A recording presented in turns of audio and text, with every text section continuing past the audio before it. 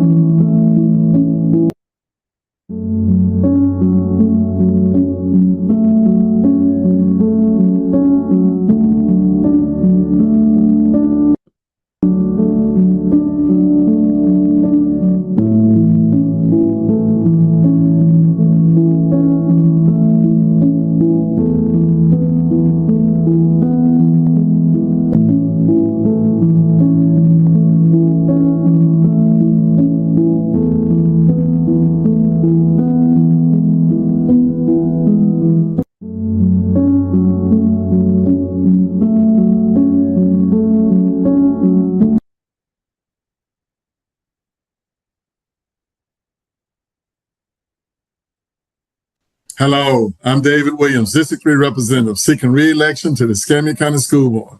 4 years ago, I said, together we can make a difference. Today, I'm proud to say, together we have made a difference, thanks to your trust. And because of you, we do not have any failing schools. Our schools are safer, we've closed the achievement gap, and our students are college and career ready. I'm asking for your support again to re-elect me so that we continue the work that we started 4 years ago. Please visit my website at davidwilliams3.com to learn more about my initiatives I have accomplished and the ones I will pursue over the next 4 years. Early voting is August 8th through the 15th, and the primary is August 18th. Your vote is essential to keeping our community moving forward. Thank you.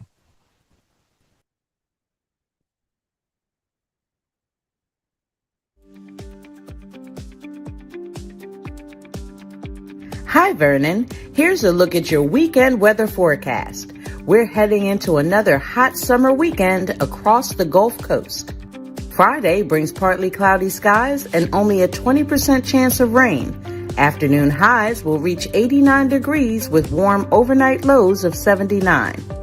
On Saturday, expect mostly sunny skies, a high of 90 degrees with overnight lows around 78. Rain chances remain low at just 10%. Sunday stays mostly sunny and even hotter. Highs will reach 91 degrees with lows around 77. There's a 20% chance of a passing shower, but most areas will remain dry. And looking ahead to your Monday morning commute, temperatures will already be in the low 80s before soaring to a high of 93 degrees later in the afternoon. This is Cheryl Mulrain, and that's your weekend weather forecast on WBQP TV. WBQP TV Radio wants you to be prepared for the hurricane season. It's time for Mornings with Vernon. Yeah. Yeah. Get up now. Come on now. Get up. For Mornings with Vernon. Get up now. Let's go. Get up now. Turn it up now. 1, 2, 3. Let's get it now. Thank God it's Friday! Prepare for the weekend with Morning with Vernon. Yeah, y'all, Vernon, Janice, I'm okay. This technology, I tell you, you just don't know. I don't know. I can't explain what happened, y'all. Something froze up and something like that. You know, the last thing I can remember saying for y'all, maybe before it froze up and everything, I was telling you that I was going to have Cheryl Moran to give you the weekend weather, but what I did was I have Cheryl to give you the weekly forecast, right? And the weekend forecast. But I have Lola here, y'all, to give me the day's forecast. You know what happened for today. All right. So day versus week. And I guess Cheryl must have gotten jealous of Cheryl must have gotten jealous of Cheryl must have gotten jealous of Lola. Lola must have gotten jealous of Cheryl. I don't know which one they got what happened this morning in the way though. But I got on the phone here with me before we get into our news and stuff like that. I got Mr. Ellison Bennett on line here. Mr. Bennett, what's going on? Wait a minute. Hold on a minute. Okay. Go ahead. I've been telling people for months the war in Iran won't be over until Iran say so. Now, the mega president have been telling people for weeks now that Iran is obliterated and we won the war and taking a celebration lap. Iran fired on a ship that did not get their permission to come through the strait on yesterday. Iran fired on a ship. Headset, the Secretary of Defense, and I know they changed it to the Secretary of War, he have fired another general. Now I want to hear the people of Pensacola send letters to their congressman and the president for removing General Chappie Jane's picture from the Pentagon and the information about Colin Powell at Arlington National Cemetery being a distinguished soldier, they took that down as well. Wake up, America. This MAGA bull have been going on long enough now. We can spend $442 billion on the war and can't give people health care. Thank you so much. All right, Ellison. All right, y'all. That's Mr. Community, Mr. Ellison Bennett, y'all. He's a little fired up. I think his Trump derangement syndrome is worse than mine. Okay, and that mine is pretty bad. Good morning, Vito. How you doing, sugar? Yeah, my Vito is sweet this morning. But anyway, I want to say good morning to everybody that's listening to us on television, on radio, on social media, on Alexa, and everything. So I want to say good morning. Okay, good morning. All right, y'all. Let me get back to my traditional program. I think my Gus gets a little jealous of it, but I was telling you about Janet. I was telling you about Cheryl versus Lola, but anyhow, I'm just gonna get past that and get into some of the news stories that we're going to talk about this morning. Okay, that's what I think I would end up doing, talking about news you can use on a Friday morning. Okay. Let me see if I can get my headlines in here. All right, y'all. Good morning. It's Friday, the weekend, and Pensacola are made for each other. Vernon, before going to the beach, give us the headlines. All right. I ain't going to, what are you talking about, Bubba? I ain't going to no beach. Not me. No, I'm not a beach hound, but I will give you the news. I can tell you that. I give you the news. Now, I don't know what when I saw this picture here, I was a little concerned about, I was going to talk about this man, but apparently this is a woman. I wish this is a woman. And, she got in trouble for, I was talking the other day about foster children, getting these children, probably just for the money of it. But anyhow, she traded her foster daughter for a monkey after years of abusing the girl. Okay. But crazy people do crazy things, y'all. I don't understand that, but that's in the news. Okay. Let's move on to some other more crazier news. Two people here. This is according to the police department here, the Pensacola Police Department here. They're saying that two people were arrested following a 10-month copper theft ring in Pensacola. I don't know how they pull this off, but they go around to all of the light poles that Florida Power and Light put on and try to strip the copper off. And they do it. And what happened, happened is that they went and stole all this copper from the light poles and then tried to sell it. And then the copper people must have called the police and they caught him. 37-year-old David Nielsen and 31-year-old Ray Ann Horn were charged, according to the Pensacola Police Department, with light pole theft, if you will. Copper on light poles on the bridge along the interstate, then stripped it from copper. I just reported just last week, another guy electrocuted and killed him. Got electrocuted trying to do the same thing. Okay. And they say this man stole around $250,000 worth of copper, approximately 100,000 total feet of it. No wonder our light bills be so damn high. We got stupid people like this causing that because they have to replace that copper in that people steal and so forth.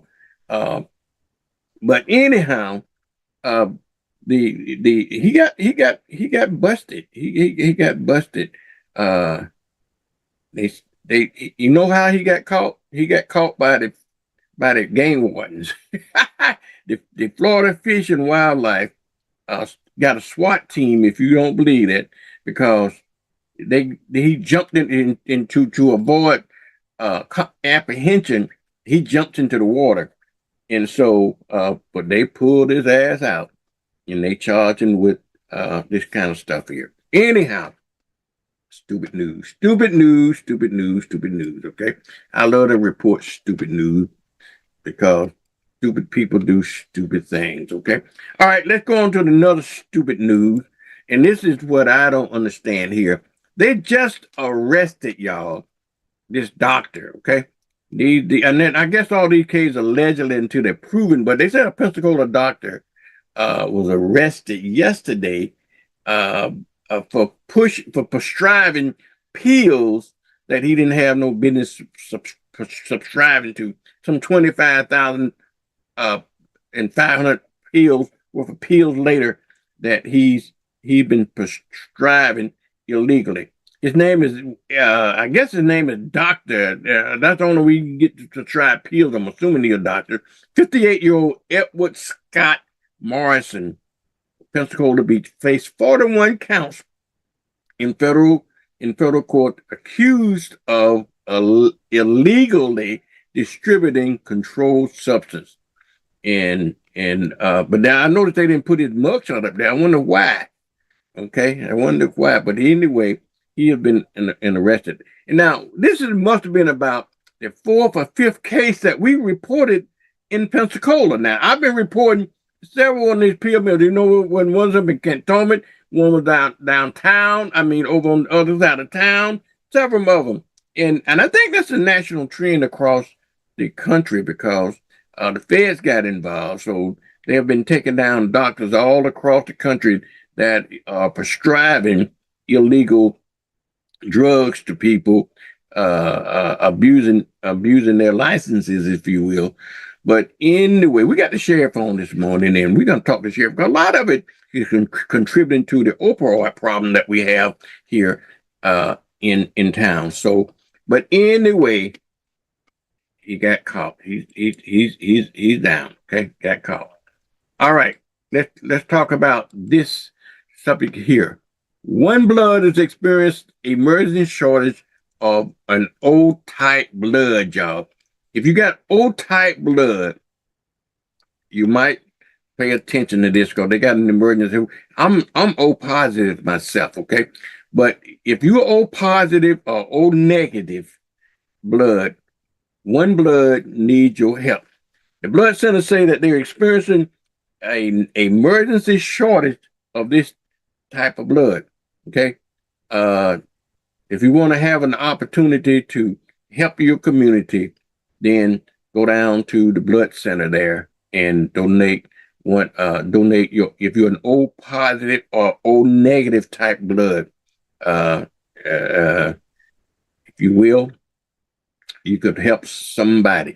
Now, I was surprised now to learn that only 7% of the population has O negative blood. I thought it was more common than that. It's a little bit higher with O positive, but if you got O negative blood, that's kind of a rare blood. Regardless of the blood type, you can accept O negative blood, but 7%, I was surprised. If you got O negative blood, maybe you got some gold running through your veins. I don't know, but please donate, y'all. Nothing else. Please donate. If you got O positive blood and you got O negative blood, they need your help. Okay, they need your help. You can donate it and I don't know. I think you go to the, you see the big red bus around town, and they're going to be at the Wahoo Stadium on Friday. I believe it on Friday. If you want an opportunity to donate your blood, they'll give you a T-shirt and they give you a $20 gift certificate and a Wahoo baseball cap if you donate your blood. And this blood is vital to somebody's lives. Okay. If you will, okay?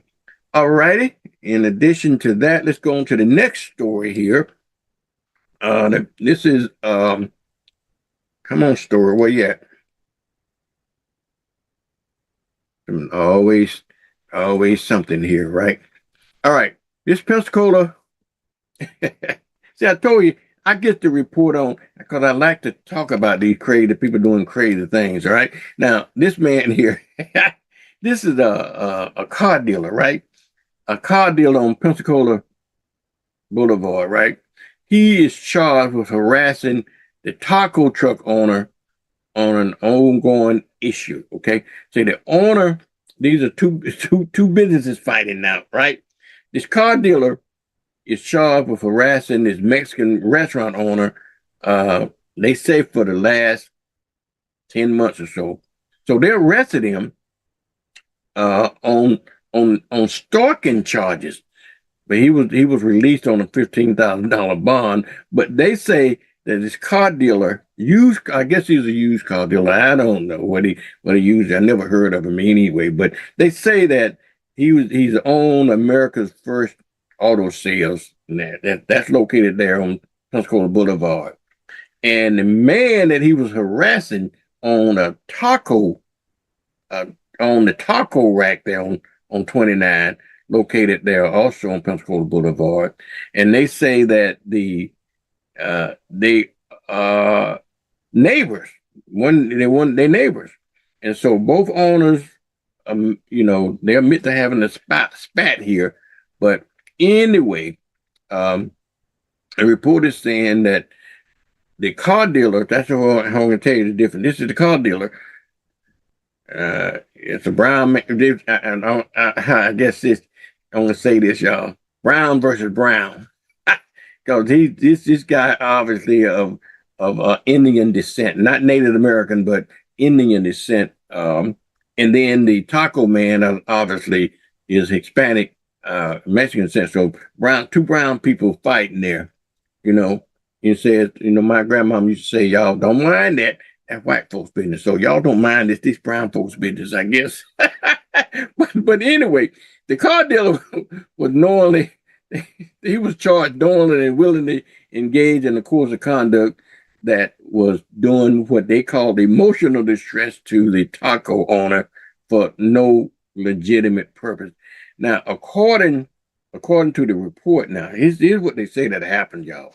They say, according to the report, the car dealer man drove through the taco parking lot at a fast speed and almost hitting the taco owner while she was in the parking lot and insulting her and starting to stating, that he was gonna hit her. On and on and on. I don't know. And I'm trying to figure out why in the hell are they fighting? Okay. I don't know why they're fighting. Okay. And then but this brown man, he continued to do that. He continued to go over to their parking lot and he destroyed their property and stuff like that. And why? I was trying to read through the report on why they have a beef and taco. Maybe they didn't have beef. Maybe they had taco instead of having beef. All right, y'all, let me move on. I like to tell these stupid ass stories, y'all. Okay, all right. Now I'm getting a little more serious here now because the next story is a serious story. All right, they're doing a death investigation after they found a decomposing body up near Walmart there on Highway 29. And I was thinking to myself, that's the sheriff office got a station right there, and so it's pretty close to where the sheriff office is, I guess. And but anyway, at any rate, they are having a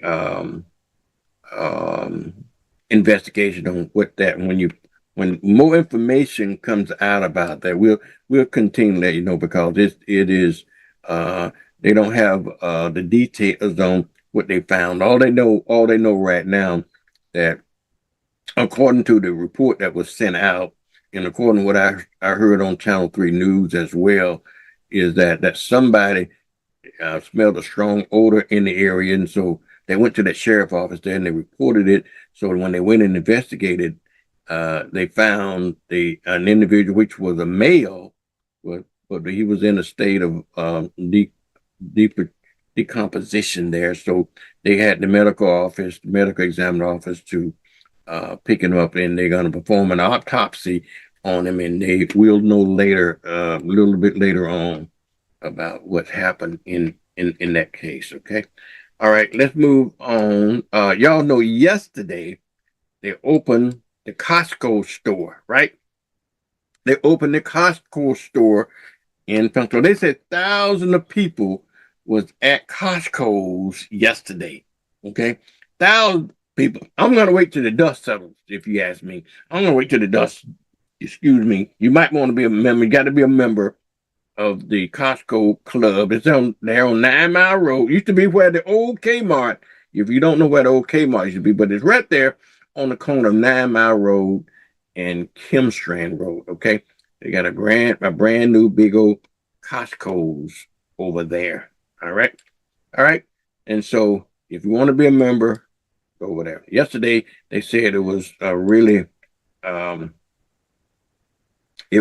really crowded yesterday. But anyway, let's go on to another story. Talk about mosquitoes, if you will, and pets stuff that bites you. They expert is trying to blame. They are trying to blame the mosquito problem, if you will. I said the mosquito problem, but they what do we call expert? They're saying that the reason that we having more mosquitoes and pest infestation, if you will, across the area is because of El Nino. And I told them they need to send El Nino back to Mexico or whatever. Why are they gonna bring him over here and bring these mosquitoes with him? I don't know, but anyway, you got to be careful because this summer mosquitoes and other pests going to be an issue because of the weather condition that they call El Nino, which forces rain and stuff like that. So we're beginning to see a lot of rain right now, and which created a lot of stagnant water, which created a lot more bugs and mosquitoes and so forth. So be aware of that. Okay, be aware of that. So when you're out and about. All right, let's go to another stupid story here. Now, when brother, hey brother, look, Lord help me, Lord help me. Okay. Anyway, this story here, this is this my man.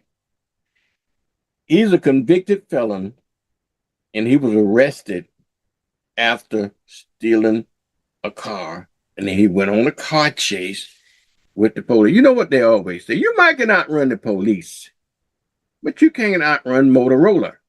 So they're going to be waiting on you down the road, Bubba. So why are you trying to do that? But I know, obviously, nothing fails but a try. He was trying to get away, but he wasn't able to do that. He had been convicted 9 times on felony charge, and he was arrested again after he had a high-speed chase, and then he crashed and he stole a car, okay? And they crashed the car, and then the sheriff nabbed him, okay? His name is Savaro Champion, I think his name, but they charged him with weapon possession by a convicted felon, resisting arrest, fleeing and eluding, trafficking in fentanyl, obstructing justice, burglary, damaging property, driving with a revoked driver. They trying to throw the book at you, brother. They throwing everything against the wall to make sure that it sticks for you. Okay. But anyhow, they was trying to arrest him, so he took off in a stolen car, and then ended up hitting a concrete pole over on Pace in Jordan Street over there. And so now where he sits in jail. Okay. All right, let's go on to another story, if you will. If you think that will, I think that will help us out a little bit from these crime stories here. Now, this story here don't make you happy either, because they're finding out that people now that's under 35. And I always wondered how come my grandchildren never moved out. But that's what they're saying now. And you know what they're saying here, that a record number of people now that's under 35 still live with their parents. Amid this house. That's somebody did a study on that. And they saying that a record of more than 25 million adults under 35 are living with their parents amidst this housing crisis that we have in here. 1 in 3 young adults were living at home last year, according to this report, and which is higher than the numbers that we had during the pandemic, if you can believe that. Okay, so roughly 70% of 25 to 34-year-old people are still living with mama and daddy. Okay, wow. That couldn't have been my mom and daddy. When you got 18, you got a job, if you didn't go to college, you got kicked out of the nest. And when you went to college and after you got out of college, you got kicked out of the nest. But not today. But it might be right and so, because with the cost of this affordability issue, it is a problem. Okay, it is a problem. And I understand that rent now, when I guess rent was only $200 or $300. Now rent is $2,000. So it is something that we have to consider as well. All right, let's move on to another story. You know this story we report every day on the solar panel stuff, that nobody wants these solar panels and nobody wants the data centers in their backyard. Okay, these are the two issues that have been plaguing people around the country. And these are necessary things that are going to help for the convenience of us, okay? But nobody wants it in their backyard. So those are the two big issues been going on right now. Data centers and solar farms, okay? Data centers and solar farms. And I know we reported a story over in Baldwin County some time ago about these. They didn't want solar panels in their area over in Baldwin County. Now, I want to tell you what my daddy told me years ago, okay? He told me years ago. He said, son, I don't remember this. I found it to be so true. He said, son, I don't know about this world. He said, no, he didn't. He said, son, I don't know about the next world, but in this world, money runs it. Okay, money runs it. I remember, and I said that to say, I remember reporting on this story probably 2 or 3 months ago, that the folks over in Baldwin County, I think it's over in Stockton, where they wanted to put this solar farm, and the folks over there said, not only no, but hell no, not in our backyard. You're not going to put it over here. Well, guess what? Money won out. Okay, so the Silicon Ranch, they say, it got approval to move forward with putting 4,500 acres of solar panels in Baldwin County, over there near Stockton. It's a $350 million project. And so there, money won today. Okay, so they're preserving 2,500 acres, including some wetlands over there, to put up these solar panels over in Baldwin County, Alabama. And believe you me, the same thing gonna happen with those data centers. Okay, everybody hollering about they don't want no data centers, but these might be an eyesore for you, but you're gonna enjoy lower electricity if you can get of solar panels. You're gonna be enjoying more, because with these data centers, the world is based on information and computers now. They need these centers to store data and stuff. You talking about the cloud? That is the cloud, y'all. You know, they're talking about you're out there, you got your stuff out in the cloud. Well, that's where your information go to these huge data centers. And with the onslaught of AI, you need a lot more of these data centers around. Okay. All right, let's move on. Let's move on to Santa Rosa County. We're talking about computers and data centers, and Milton say that the city data stays secure after somebody tried to hack them with some ransomware. That's another thing that's happening with ransomware stuff that they can hack computers and hold counties and governmental officials at hostage until they pay the money in terms of bitcoins and so forth. But they had an issue over in Milton, I believe, with the city data over there. But the city's saying that, oh, no, don't worry about it. We got it. And again, that might go to show you again that how you're going to need these data centers also to help keep you safe. But some folks point to the same thing with these data centers, the reason that hackers can get into it. I don't know, but you'll see. Now, if you're living up in the north end of the county, we reported some time ago that when we had that first washout, they washed out this road over on a bogus road on Highway 29, which they tore traffic from 29. Well, they having to redo it. They fixed it. We reported, I think it was last week that we reported that they had fixed it. They had fixed the issue, but now because we had this rain again, and they have to now they close it again for now repair. So if you're up in the north end of the county, you're definitely going to have to, it's going to be affected by that. And because they're redoing the route there.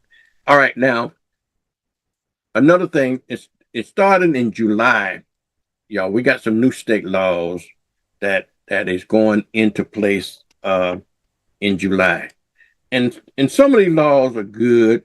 Some of them I don't agree with, but one of the things that we had a show on last night, y'all. We had a show on last night. We do every Thursday, once a month on the fourth Thursday of each month. Start with Carolyn Williams. That show is called Domestic Abuse, No More Silence, and where women that battered women are having serious issues with a domestic abuse. Well, and women that suffer from domestic abuse can now get relief, and they always can get relief.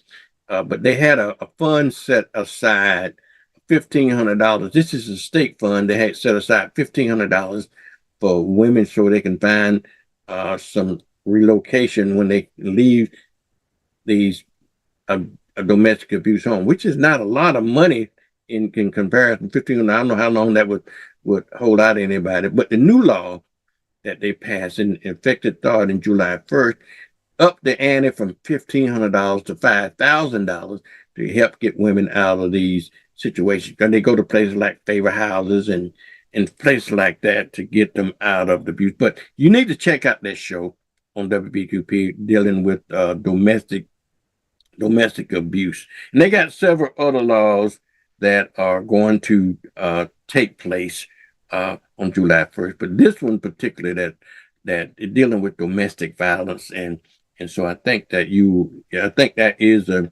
it is a good thing. Okay. It is a good thing. All right. Also, and I think that was State House Bill 277. If you want to read about it.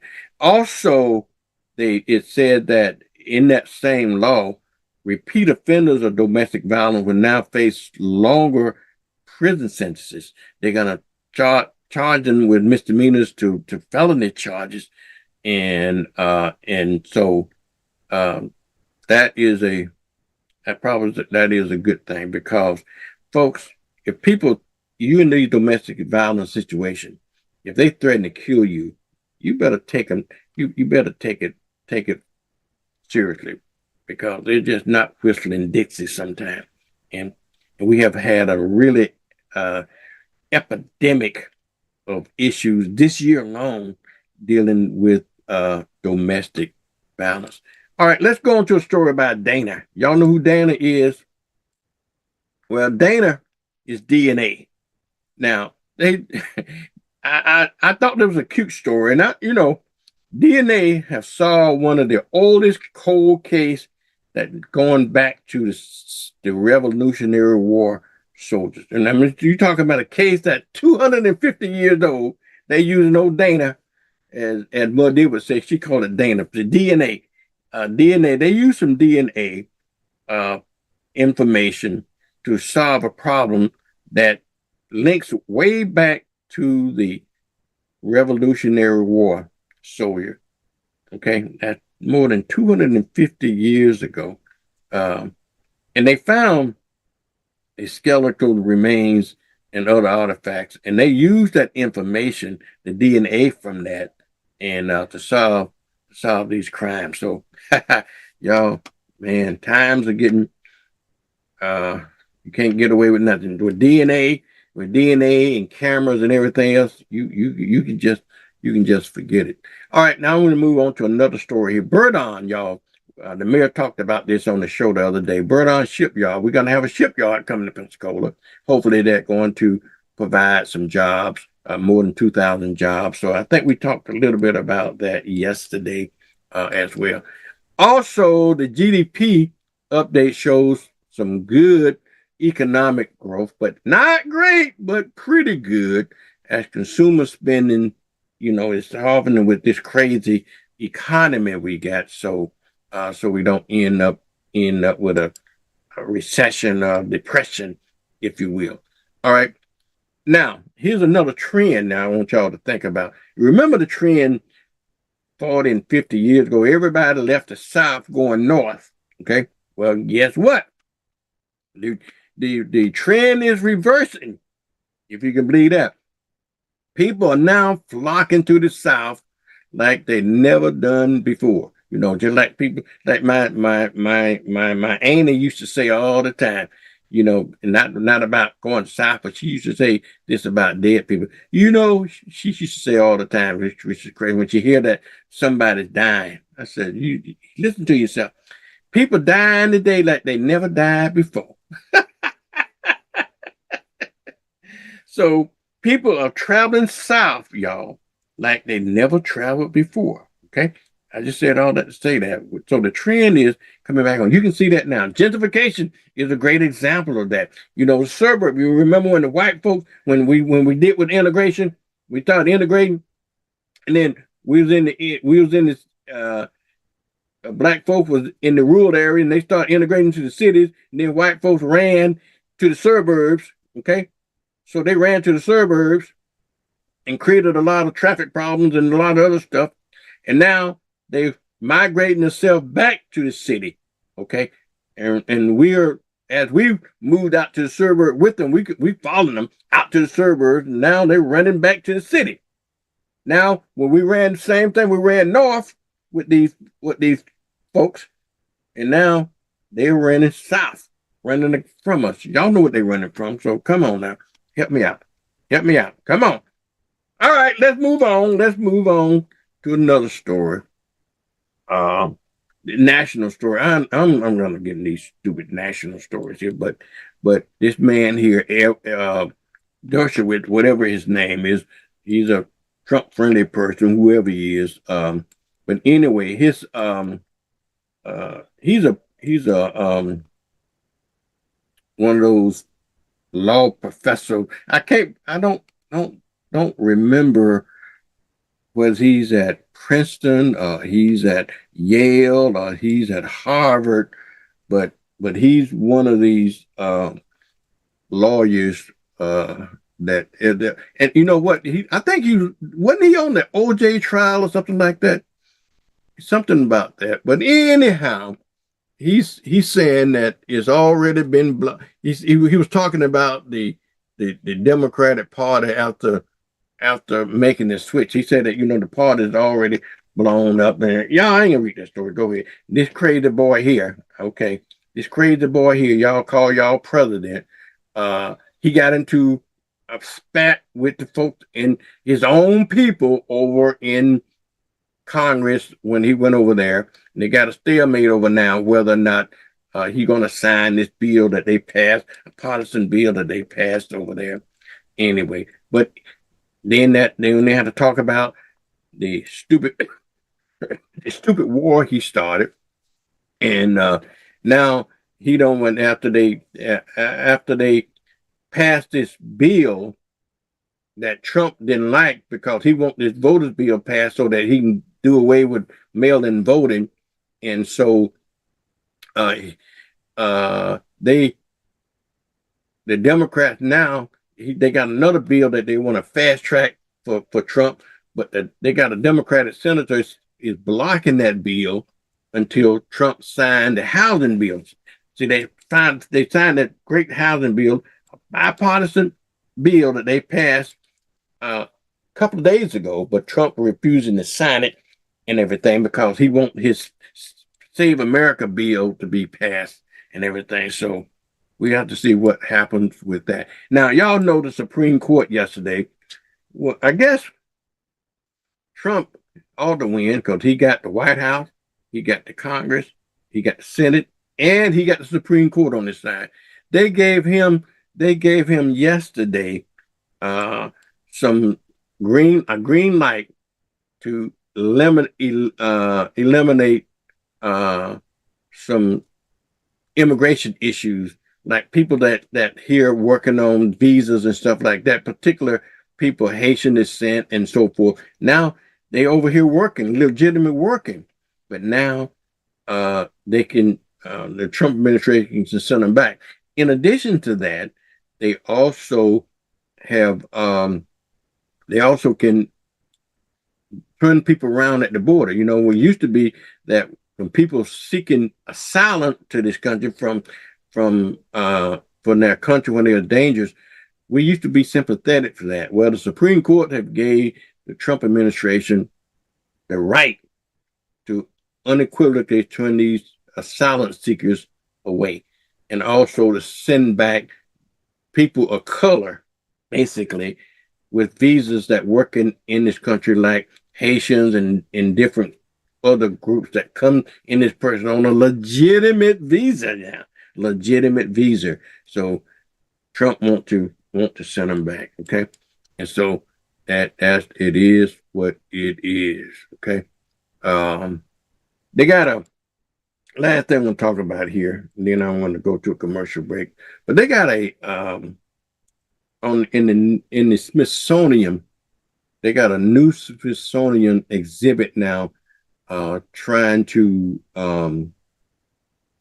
celebrate the 250th anniversary through nature. So y'all, if that piqued y'all's interest, go ahead and check that story out, because it's just something that you is worthy of looking at, y'all. I know, and I went through all of this stuff, but I tell you,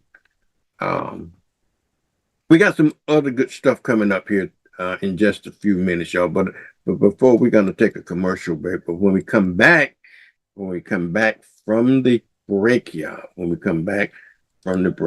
want to talk about some other stuff and that you probably gonna want to know about that I didn't get a chance to get to this morning. And then that's when we come back. Hopefully, we're going to be talking to Sandra Faye's Botanical. Okay, when she come in, she's going to be talking about her.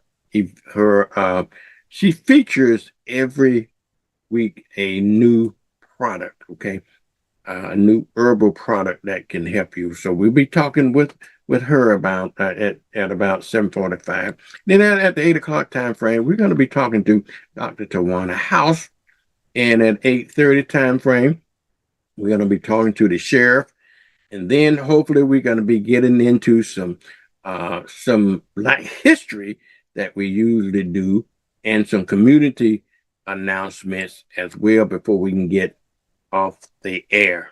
Okay, all right, y'all. Tell everybody, Morning with Vernon is It's time on. for Mornings with Vernon.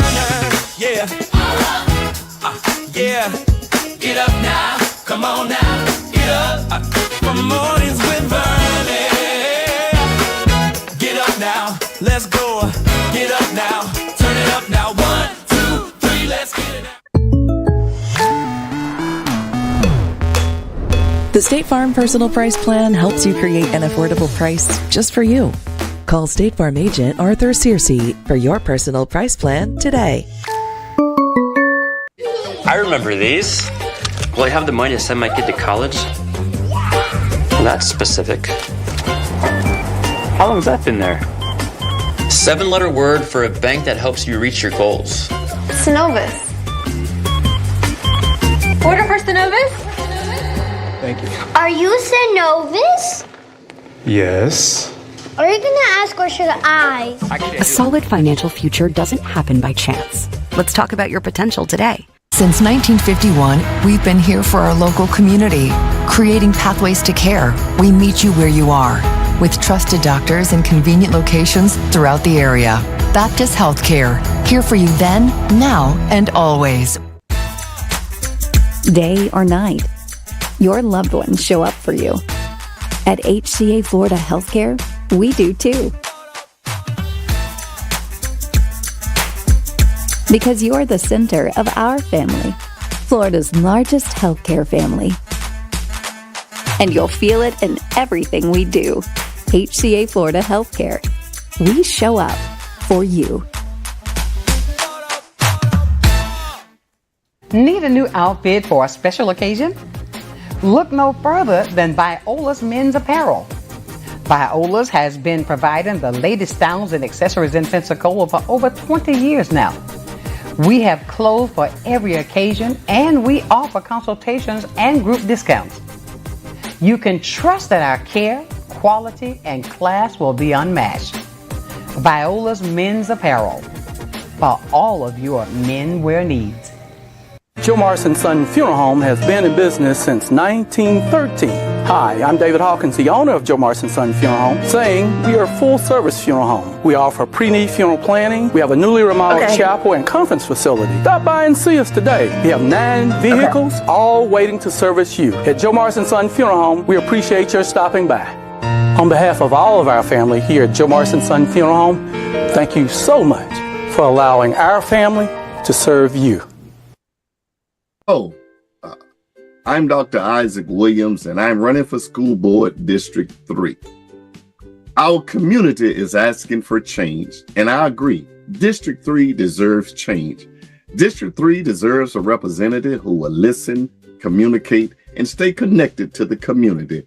Our students need every opportunity to succeed. Our teachers need support, and our community and parents need a voice. I've spent my time as a servant leader in the Marine Corps, as a pastor, as a community activist, and I'm prepared now to serve District 3 on day 1. And I will be honored to earn your support and your vote on August 18th. God bless you. God keep you.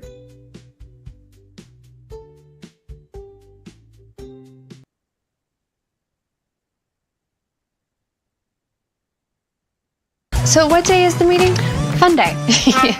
With daily draw games starting at $1, every day shall henceforth be known as Fun Day. Every day's Fun Day with Pick Games, featuring drawings twice a day. The Florida Lottery. It's good fun.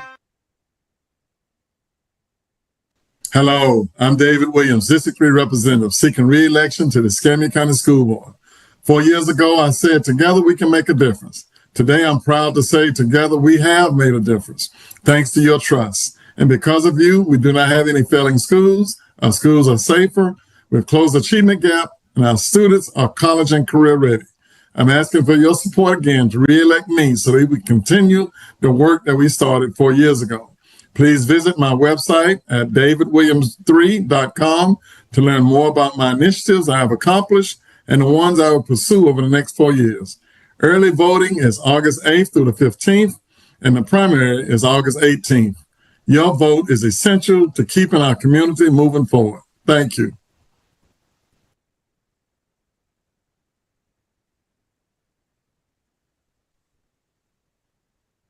Good morning. This is J.O. Gatson of the Emmaus Baptist Church. Pensacola, Florida. And we've come to pray with you on this Faithful Friday, TGIF Friday. And we're just grateful to the Lord that he has seen fit to see us through. Let us pray. Father God in heaven, we come praying words of prayer, sacred words of prayer, and to say thank you because we love you. We thank you for this Faithful Friday because you brought us right up to the weekend. And we owe it all to you. We've gone through lots this week, dear God, but we owe it all to you. And thank you for bringing us thus far. And Lord, we pray that you'll prepare our hearts for Sunday's worship, the Sabbath, and that you'll revive in our hearts to be all that you would have us to be, that we will come together as saints on Sunday in our designated places of worship. Lord, this is our prayers. We pray in the belovedness of Jesus the Christ, our Lord, our Savior, the only God we know. In Jesus' name we pray. Amen. Amen.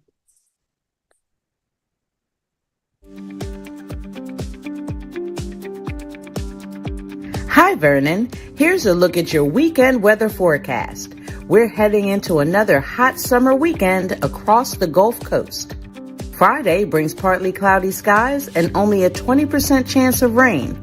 Afternoon highs will reach 89 degrees with warm overnight lows of 79.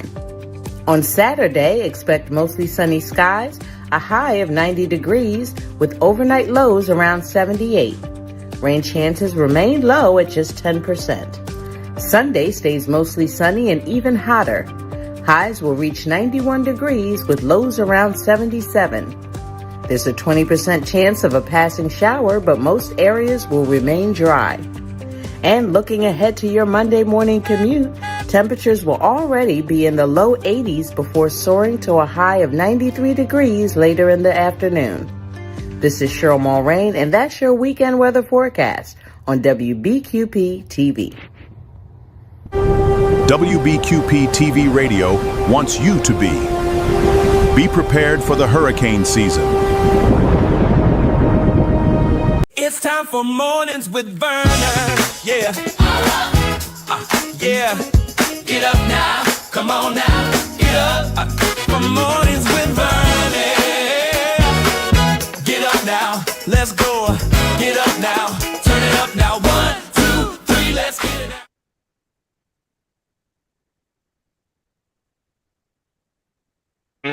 Gotta turn my mic on. All right, y'all. Welcome. You know, this 7:45 time frame, you know, every Friday, y'all, we are blessed to have our famous Sanja Faith Botanical on. Good morning, Sugar. How you doing this morning? Good morning, Vernon. I'm doing well. How are you? I am doing well. This is Miss Valerie Boyd, y'all. She's the owner and operator of Sonia Faith Botanical, and she got some herbal, natural, organic healing for you. Talk to her this morning, Sugar. All right. So yes, well, thank you for having me on, first of all. No problem. And so the product of the day, well, the herb of the day is going to be moringa. Moringa. So moringa. So we have a tea, and we have about 30 different herbal tea remedies, but one of them is mystic moringa. So a little bit about moringa. Yeah, a little bit about moringa. So the moringa leaf is nutrient dense, and of course you make the tea out of it. It's a superfood tea. It's caffeine free. It is essential. It's loaded with essential amino acids, vitamins, and minerals. And this is interesting. Gram for gram, dried moringa contains significantly more potassium than bananas, more vitamin A than carrots, and more calcium than milk. So, it's loaded with vitamin C, beta carotene. It helps to fight free radicals, and it helps to regulate blood sugar. Helps to lower the fasting blood sugar glucose levels. It's to help manage type 2 diabetes. It also reduces inflammation and supports your heart health by lowering your LDL or bad cholesterol. So, the moringa plant, it is just nutrient dense. We use it as the main character in our Mystic Moringa tea, which is a daily wellness tea. And we also add to our Mystic Moringa, we also add hibiscus flowers, which is really high in vitamin C, and it has that nice little sweet tart taste, the hibiscus. And then hibiscus also helps to lower blood pressure. So that's the Mystic Moringa. We even add some fennel seeds to help with bloating, because nobody wants a bloated tummy. And that is Mystic Moringa. And a little bit of education about the moringa leaf. Okay. Yeah, got any questions for me? I just never heard of a moringa. Where do moringa plant grows? So, moringa is a little bit hard to grow moringa here because of because our winters we get that cold. Mm-hmm. So unless you can grow it here, but you have to bring it in the wintertime. Okay. Yeah. But it is just nutrient dense. I mean, the most nutrient dense plant there is. So, when some people come in and if they're taking that Synthroid or any kind of hormone, any kind of thyroid medicine, and if they can't have CMOS, we're going to go towards moringa. Because moringa has lots and lots of vitamins and minerals in it. Okay. Mm-hmm. Wow. Now, and it really don't even have a taste. Really? Mm-hmm. You boil your leaves, and it's almost just like just drinking water. Now you say you take it on a daily basis? Yeah. You just drink yourself a cup a day. So, like most of my teas, they were created to address a specific need. Parasite cleanse, blood pressure, blood sugar, liver, kidney, and blood cleanse, eye health. So all of those are directed, towards a specific need. But with the moringa plant, you can just drink that every day, just as a overall wellness tea. Mm-hmm. So like I said, if you can't have CMOS, because CMOS got the 92 minerals, the body has 102 minerals, and CMOS has 92 of them. I always try to get people to start that CMOS. 100% of my customers that take the CMOS, they say, I stopped taking CMOS for about a week to see if I notice any difference. And oh my goodness, my digestion, I can tell the difference in my digestion. I can tell so much of a difference, I can feel the difference in my energy levels. Like, but being that everybody can't have the CMOS, I think that the moringa tea is a good runner up for those people. Okay. Now that'd probably be good for me because I'm on thyroid medicines and I can't take the CMOS. The CMOS. Yeah, that would be good for you then. And it's a difference that you can feel. And then there's all types of research behind the moringa and behind CMOS as well. But there's so much research behind the benefits of moringa. And like I said, you like the taste too. So, with some of the herbs, you just have to, like with the parasite cleanse, that don't taste good. So you just kind of have to, grit and just swallow it. But this mystic moringa tea that I'm telling you about, it tastes fantastic. You said it almost got a no taste to it, huh? Right, except for the hibiscus that I add to it. The hibiscus and fennel adds like a sweet but tart taste, because the moringa leaf doesn't have much of a taste. But when we add the fennel seeds and we add the hibiscus flowers to the mystic moringa, my tea, the signature tea, that's what it tastes like. So it's really good, and it's really good for you. So that's our signature house tea, because it's not for something specific. It's just a daily wellness tea. And our teas are only $20 in store. They're $20 in store, and they are buy one, get one half off. So you can get two for $30. Even though they are loose leaf teas, all of our teas come with disposable tea bags. They have a little drawstring, so it's very, very easy to make. People get a little intimidated when they see it, but it's like, no, it comes with this. It only takes 10 minutes, and they're like, oh, so it's really simple. And the store is located at 9216 Old Palafox Street in Pensacola. So we are behind Walmart on Highway 29.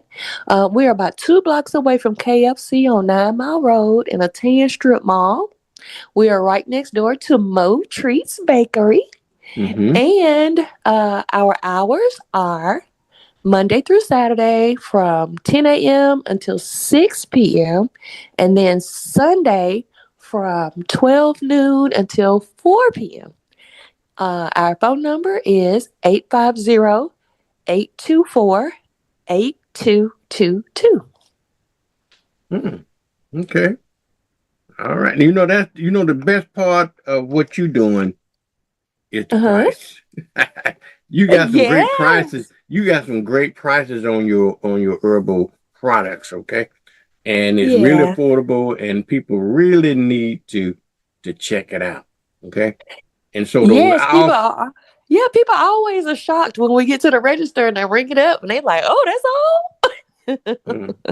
Okay. Yeah. So we try to be the affordable herb shop, because a lot of the community just, is on a fixed income, and we want to be affordable for everyone. Okay. All righty then. Okay. Wow. All right. Well, you got anything else for us this morning? Let's see. I would just always like to tell your audience about our magnesium oil spray. It's only $6. But if you're having cramps, tight muscles, a lot of tension, you just spray that spray directly on the tight muscle or the cramp, or where you're feeling the tension, whether it's in your, how you have your the tension in your neck.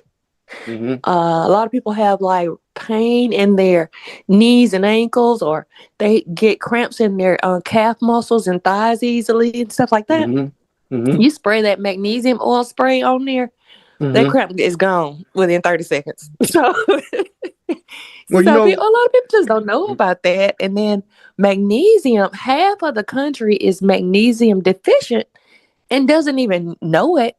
Because when you go to your doctor, they're not like testing for your magnesium levels. You know what I mean? But yeah, so this spray is not oral. You spray it directly on what hurts, and you spray it underneath your feet before you go to bed at night. And you have large pores under your feet, and so that magnesium absorbs through your feet over the night, and it helps you get a good night rest. Okay. All righty then. All right. Sounds good to me. Sounds good to me. I got, I might, I don't know, but I must have slept wrong or something. I got a kind of a pain in my neck that that came down to my shoulders, and it been necking. Would that work for that as well? You think? It sounds more like muscle. It's more like muscle pain that I'm having. Yeah, it's more. Yeah, it is more like muscle pain. I would say for like waking up with like you mean like a crick in your neck or something like that. Yeah, almost like a crick in my. It's almost like a crick in my neck. But it's more than just a crick in my neck. Okay, and it kind of worked its way down. And the only way I can think I must have slept wrong, it was a crick in my neck, but now it's been worked down in my shoulder area, in my arm shoulder area. Yeah. So what would that might be? You think that might work? Okay. I have a pain and inflammation T. See that right here? You see, you can see it, but you can't. But right in my shoulder area there, it started in my neck, but it kind of worked its way down in there. So what you got for me on that? Yeah, but if it worked its way down, It's working its way down. The magnesium oil spray. Yeah. If it's working its way down, magnesium oil spray probably can help. But I would also say we have a pain and inflammation tea.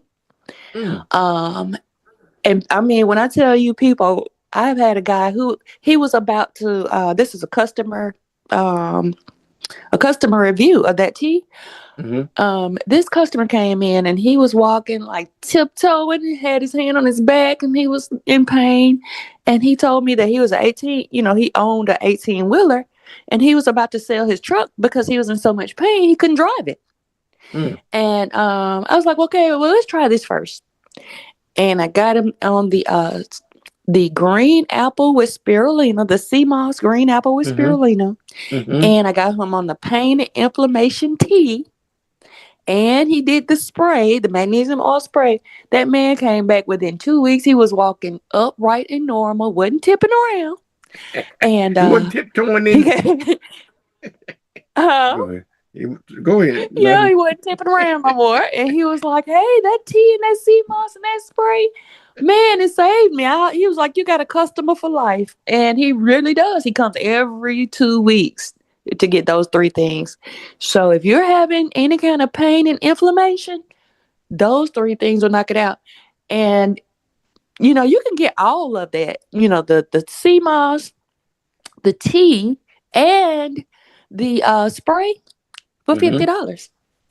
Okay. Yeah, all 3 for $50. All 3 for $50. That's a great deal. Yeah. All right, Miss Boyd. Y'all, that is Mrs. Boyd. She's at Sandra Faye's Botanical. Tell them again where you're located at. 9216 Old Palafox Street. We are on the back side of Walmart on Highway 29, headed towards 9 Mile Road. We're about 2 blocks away from KFC on 9 Mile Road, in a 10 strip mall.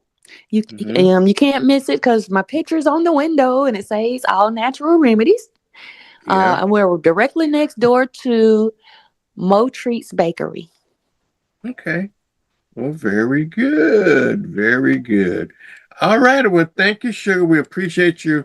We appreciate you for coming on every Friday because people need to know about this stuff and about the information and stuff, particularly it's natural healing. Okay.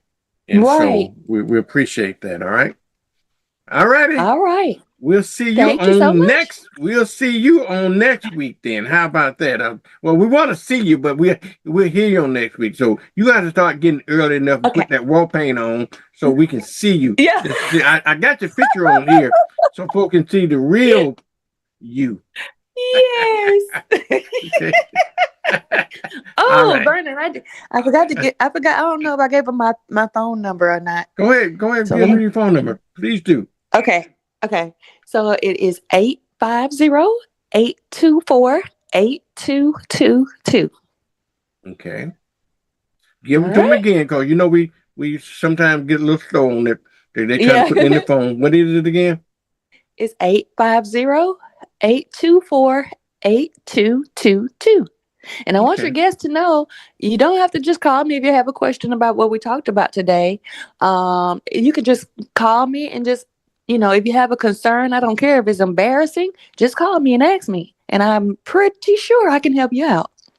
Okay, baby. I gotta go. I got a guest coming up next. Okay. That we're gonna talk about. You might want to stay tuned. We're gonna be talking about mental health this morning.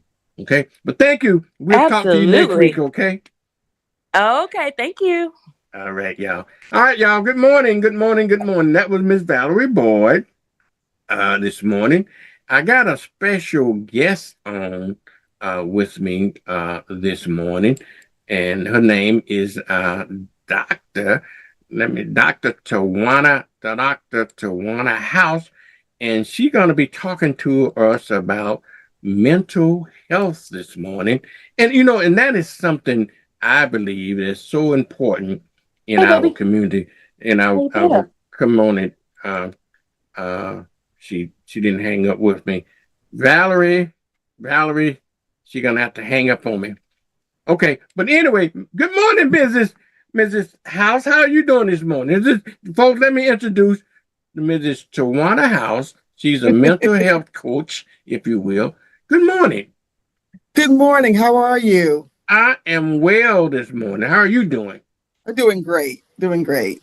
Very good. I wanted you all, last night you was on a show with Carolyn Williams, and y'all were talking about domestic abuse, and which is a very important subject in our community and in all communities, because domestic abuse is running rampant today.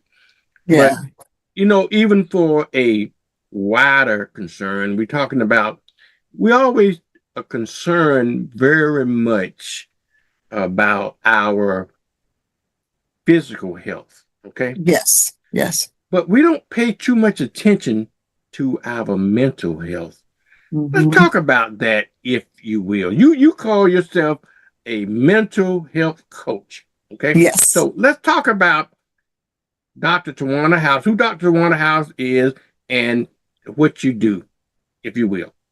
Sure, absolutely. Well, my name is Dr. Tawana House. I am the founder, CEO of Beacon of Hope Champions Ministries, LLC. It's a ministry as well as a business. Basically, the focus of the organization is to help people become emotionally and mentally well so they can spiritually grow. I do a lot of work with faith leaders and faith communities really across the country. I am also a board certified professional mental health coach. And the reason why that I have such a passion for mental health is really because of my own lived experience. I struggled with depression for over 30 years in my life, and I had attempted suicide 3 times in my life unsuccessfully. The last time it happened was about 16 years ago, and I was pregnant with my youngest son, who is now 15 years old. And from that point forward was when I began my journey in the work that I am doing now, because at that particular time, especially in the church, if you will, it was frowned upon for people to go get therapy, to go get help, because they felt like, well, you don't have enough faith. So at that particular time, there was a lot of pastors taking their lives as well.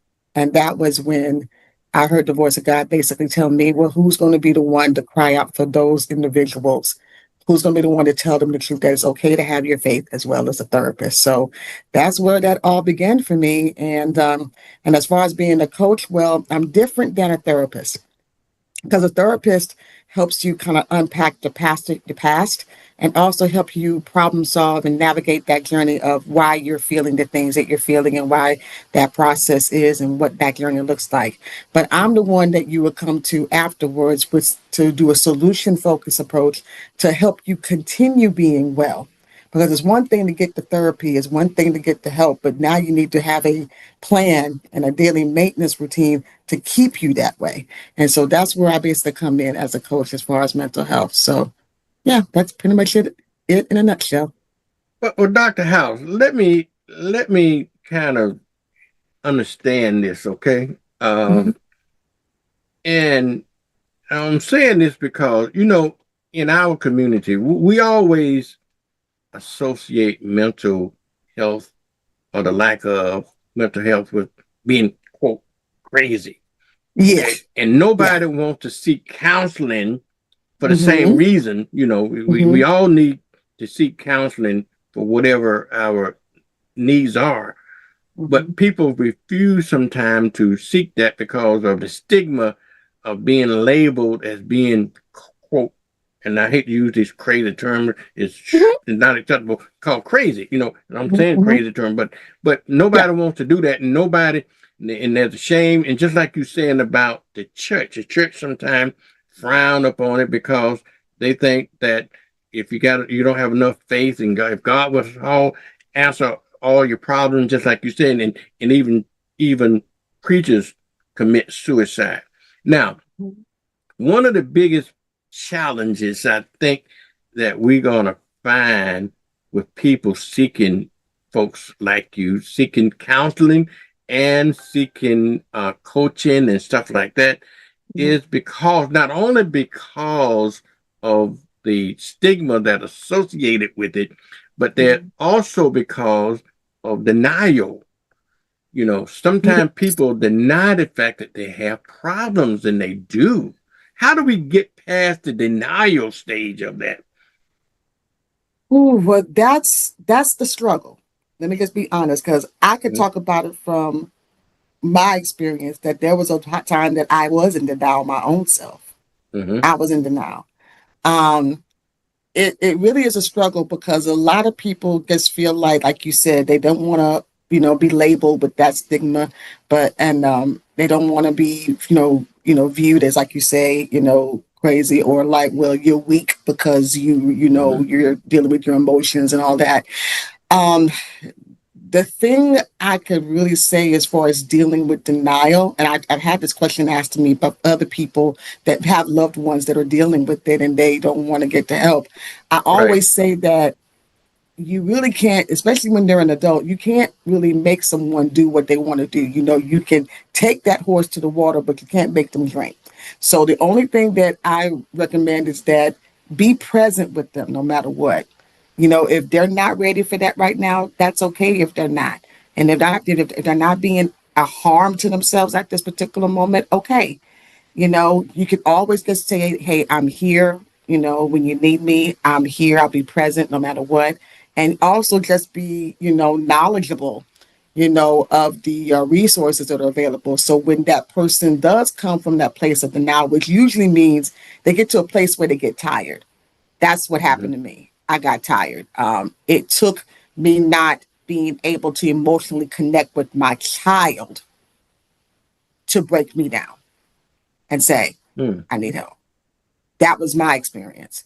Now, I can't say that that's not for everybody, because when it comes to emotions, like I told you all last night, people are quick to try to avoid them mentally in their mind. In their mind, they're thinking, okay, I should be good. But those emotions go somewhere.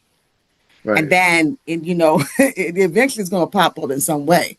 But, it's hard to get past that now, because it has to be an act of a person's will. To want to get help. And as much as we want to be there and love people, you can't make them do it for themselves. They have to want it. And the only way that you could really, do that is just be present for them. And sometimes it could take somebody like me that they could look at and say, well, wait a minute, hold up. She's not denying it. I said, no, I'm being truthful about it. And sometimes that might be the thing that might help them open up. But it all depends on how that's presented. You don't want to force it down their throat, because if they're in that denial state, they're in that denial state because they want to be, it's for a reason. But, until they get to a place of being tired within themselves and tired about what they've been doing the whole time and no change, then that's when things can kind of start happening. But until then, that denial is going to be that barrier. Definitely. Well, let me ask you a question then. I know you went through this yourself, okay? And you said by your own acknowledgement that you attempted suicide 3 times, okay? Yeah. So what was the straw that broke the camel's back for you to finally decided that you needed some intervention? What, like I was saying, what broke the camel's back for me was, it was a couple of things. The first thing was when I attempted suicide when I was pregnant with my youngest son, and I remember him kicking me inside of my stomach. That is what, and he knows this, that's what saved my life. Number one. Really? Yeah, that saved my life because I Oh. could have easily went on and just sunk right on underneath that water in that bathtub that day on Christmas Day 2010. I could have easily just sunk in there and said, okay, I'm done, right? You know, because the pain was just too much. But in that moment when I felt him kicking me like a soccer player, that's when I said to myself, I can't do this because it's not his fault that I feel this pain. He shouldn't Right. have to suffer for something that really has nothing to do with him. He's innocent of that. And so I decided to go ahead and, you know, and not go through with it. But it was a few years before I actually got help. Because at that particular time, it's different now than when it was then, you know, that I could get help and maybe take medication that wouldn't be necessarily as harmful for when I'm pregnant with a child. You know what I'm saying? So I couldn't get that help at that particular time. But then 3 years later, when my son was about 2 years old and I found myself not being able to connect with him emotionally, not being, you know, he would just be jumping and smiling, you know, not really caring about anything. And I was just still in that depressed state. I was just not here, not, you know, and that's when I finally just said, okay, I got to fix this. And anything, I also had 2 older children. So I said, I got to fix this. I cannot live life like this anymore. This is not fair to them at all.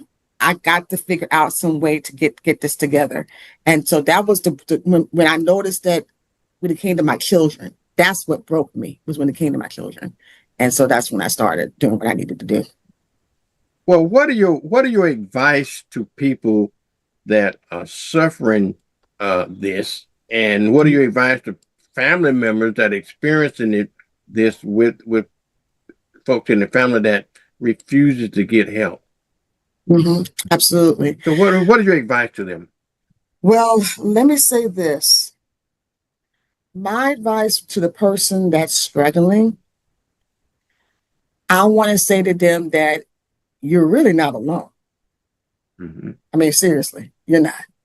There's 1 in 5 people in this country that experience dealing with a mental health issue. So, for example, let's say that you are in a room of 100 1 in people. 5. 1 in 5. Wow. So that's 20%. So let's say you're in a room of 100 people. 20 of them are dealing with something. And the thing about mental illness is that it's an invisible illness. It's not something that you can clearly see, right? So you can't look at somebody and think, oh, they got a mental illness. You're not going to know that. You're not going to know that by looking at someone. So I'm saying to say that just because you're struggling, it doesn't mean that you have to struggle by yourself.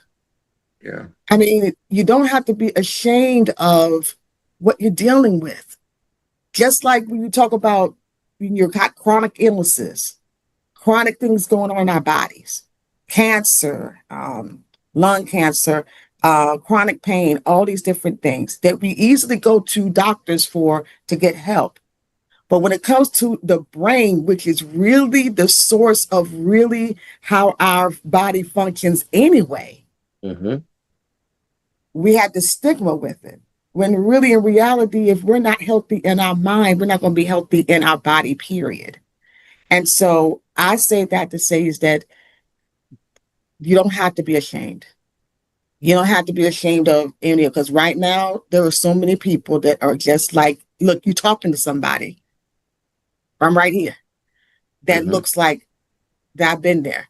And it's okay to open up and be honest and say, you know what, I'm struggling in my mind. I really need help. Because believe it or not, there are a lot more people struggling in their mind more than they care to admit. Yeah. But then stigma grows in silence, but healing begins in community. So I would just recommend that don't be afraid to reach out. You can reach out to me, you know, and we can have the conversation. And I'm not going to be running my mouth to anybody, you know, because I know what it's like. And then those who are loved ones that want to support people who are dealing with this issue, I'm just going to tell you that it's in your heart to help, and that's wonderful.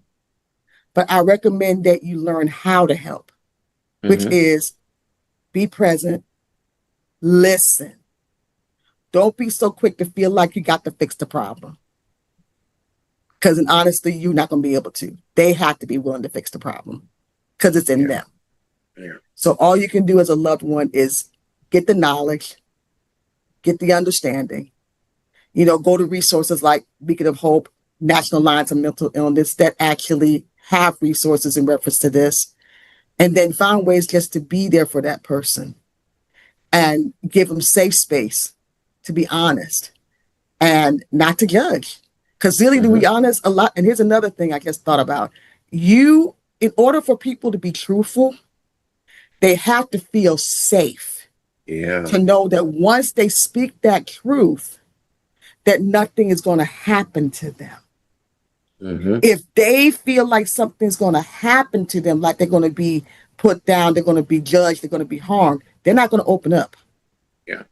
So you have to give them the space and give them the consistency and the trust to know when you say this, you're going to be safe. When you say this, you're not going to be harmed. So it's okay to talk about it. And as family members, that's what we need to do more of. Instead of judging, being quick to say like, well, why you say you're crazy? No, you don't know what they went through to get to the point where they are right now. Ask questions like, well, what happened? Right. How did you get here? Do you know how you got here? And for some, they may not know how to communicate it because for some people like myself, it was hard to communicate, but be patient. Be patient with them and be present. Yeah. I noticed that in particular with us and that, and it's okay to do this, but it's probably not the only thing that you need to do. A lot of folks that going through problems and issues, they go talk to their pastors and so forth. And that's not a bad thing to do. But no, it's not. The cautionary thing that you need to do, but sometimes they are not professionally trained. They can listen to you, and I don't know whether they will advise you. And I'm hoping that they are advising you to go get professional help as well, because talking to your pastor, your help probably go deeper than just talking. And I think that trained professionals, trained counselors, they're trained to help a person. Some people feel like they can't be helped. Oh, I think the biggest thing is they feel like they're being judged, and Absolutely. They feel like they don't have, right off, and they don't have it, and they don't. Sometimes they feel like they don't have an issue to deal with. And what I try to understand and get people to understand that people that are going through issues may not feel the same way you feel.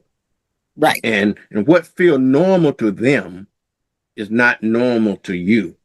Exactly. Yeah. So understand it. You can be better qualified to talk about that as well. So you can tell folks that they're not crazy, they different, or judge whatever. You don't do that, because number one, it's beyond their control. Had it been in their control, probably they probably wouldn't be in the situation they're in. But however, you are in a situation that is different than the mainstream, but they don't realize different than the mainstream because they only experience what they're experiencing, right? Correct. And so they thinking everybody else is different. But see, that's the thing we have to be careful of. We have to be careful not to assume. Right. That's where we make the mistake. Just because if it works for you doesn't mean it's going to work for them. Right. Just because it's common sense to you doesn't mean it's common sense to them. Absolutely. And you were just talking about how a lot of people go to pastors and leaders, and that's a lot of the work that I do actually is breaking that intersection between spirituality and mental health and equipping pastors and leaders to help their congregations. But a lot of it begins with that pastor being aware of their own mental health and wellness, to say, I see some signs here, to educate themselves and I see some signs here. Here's some resources that are available. But a lot of times and I deal with this with some pastors and leaders, they feel like sometimes they have to be the end all to everything, but that is not what's expected of them. Right. That was never expected of them. You're supposed to be that point of spiritual leadership and spiritual counsel. But when it goes beyond your realm, your scope of what you know, the best thing to do is to refer. Because just like a recent situation that happened, there was a pastor that told a one of the congregants about their child to not take any medication or what have you, get help, because that just goes against the word, goes against faith, and it ends up that particular child ended up taking his life. Wow. And that's when you realize you're stepping into a realm that you're not graced for or you're knowledgeable about. And there's a lot of lives, unfortunately, that have been lost because of that. Because before you go to a counselor, most people will go to their pastors. Yeah. They'll go to their faith leaders. And so if we are the ones that are supposed to be making up that gap, we got to be mindful that, okay, because I'm a pastor, faith leader myself, been there. You're responsible for that person's life as far as what you give them. So give them the right information to say, hey, this is beyond my scope, but however, I know somebody that can help you. Here are some resources that can help you. And so that's the work that I do a lot of. And like you were also saying in reference to, getting that help and the whole stigma and everything and how people will tend to judge and all that. This is what I usually tell people. You're not that far from being crazy yourself. Let's keep it 100. You're not that far. Okay, you may not be diagnosed with anything. All right. You may not be struggling like that in your brain. Okay. But let life happen to you. Right. Let something in life happen to you. Let something traumatic happen to you. Right. There's no guarantee that you're going to be stable in your mind. You don't know. You don't know what's going to happen. So you're not that far from something happening like that to you. So before you quick to judge about somebody, realize that you could be in that same position when life could be. And with the way that the world's going on today, it can happen at any given moment. So you got to be mindful to be careful about saying things like that or assuming things like that. So that's the purpose of Beacon of Hope ministry. Am I correct? That if you need help, y'all, and tell them how they can contact you if people experiencing issues in their lives, okay? Absolutely. My phone number is 850-529-3307. That's 850-529-3307. You can also go to my website at Beacon of Hope Champions. That's one word, beaconofhopechampions.org. You can also email me at beaconofhopechampions, all one word, at gmail.com. And I'm also on Facebook and Instagram. Well, you got certain hours that you maintain? I do. Mostly it's usually from Tuesday through Friday, and it's usually between the hours of 11 to about 2 o'clock. And then I also do 4 to 6 o'clock in the evening for people who, may be working and they're not able to do it during the day. Okay. Now what about telehealth? Yeah. Yes. You do telehealth? Yeah. I do. I'm actually, because of my, I'm a caregiver to my mom who is 92 years old. So I do virtual sessions mainly because that works flexible for me because of what I do. But so, yes, I do telehealth, definitely.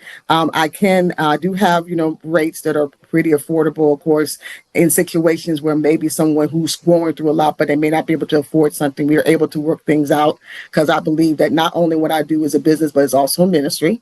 Yeah. So, so that's something that we can do as well. And I would say that usually I also, help people just develop, wellness plans, daily maintenance plans to know how are they when they're well, how are they when they're not well, and basically help them navigate that journey of their feelings without feeling overwhelmed.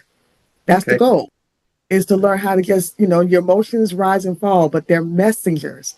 It's okay to have them, but allow them to be the messengers to tell you something of what's going on. So yeah, that's what I do.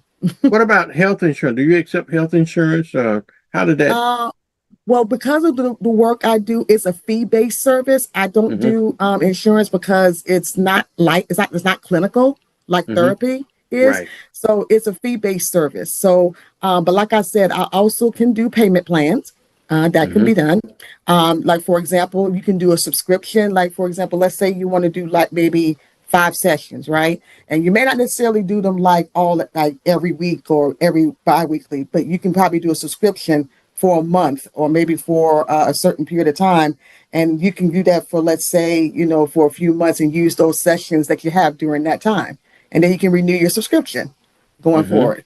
So that's basically how that works. Okay, well, very good. It is good to know that we have people out there, because I'll tell you that mental health is an issue. It's very difficult for people to understand that, because it's invisible. Mental health is invisible as opposed to physical health. You know, if you cut yourself, or you got a broken leg, or if you feel sick or something like that, you know, physical health, you can do that. But sometimes the mental part of it escapes us, and people don't a lot of times even understand it, because they can't see it and they can't touch it, they can't relate to it. Right. And just like physical illnesses, if you will, people experience many different types and forms of physical illness. So is true for mental illness. So absolutely, it has to be. And I want to tell folks again too, that it's just like it's no different than physical health. Sometimes you don't know what's wrong with you. You have to go to a doctor. They have to diagnose your issue. Same thing with our mental health. Okay, we have to go to a professional, let a professional diagnose the issue, and then on the way they can help you, they have to do the right diagnoses. And so, and for them to do a modality on you so that you can help your specific issue and need. And just like you said, 1 out of 5 people in this country are experiencing some form of mental issues. Okay, and that's not to be judgmental, but it is what it is. Okay, it is really, yeah. And it's regardless of race, background, economic class, it don't matter. No one's exempt. No one is exempt. I mean, I'm not exempt. To this day, I actually do have a 6-month. Every 6 months, I visit my psychiatric nurse practitioner just to make sure that things are still, because I'm still on medication. Listen, I'm a coach, right? And I'm on medication, not because, that anything is major going on, but because of my hereditary, conditions. I take it to balance things out because of, what I came from, because my birth mother at the time, she was on drugs when she was pregnant with me.